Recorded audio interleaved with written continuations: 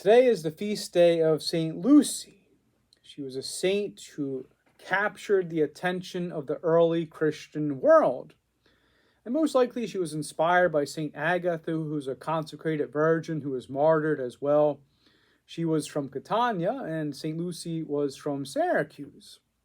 And in her early age, St. Lucy consecrated her virginity to God. And as she grew older, she did not want to marry some pagan man. And who could blame her? For she was free. That's the reality of a call from Christ. Freedom to choose.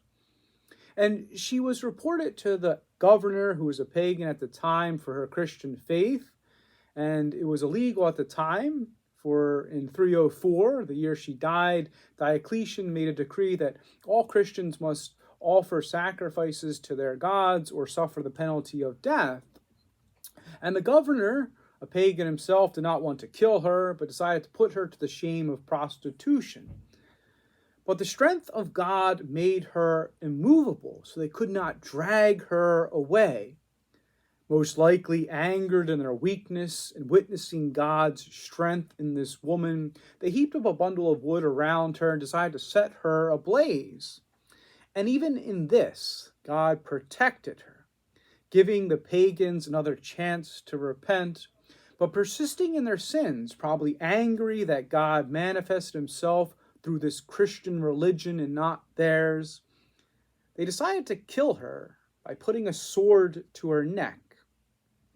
And this made shockwaves through the whole culture, pagan and Christian, this innocent murdering of this virgin.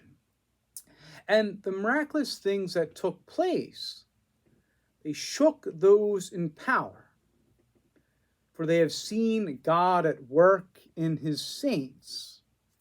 And this is why she's mentioned in the canon with all the other early Christian saints, because they set the foundation of the Christian faith in the Roman Empire, where soon the church would conquer Rome, and Christ would conquer this particular part of the world for its salvation, where other pagan religions would learn Christ as king, and that their beliefs in many gods were utterly false, that there was only one God, and their multiple gods were being crushed one by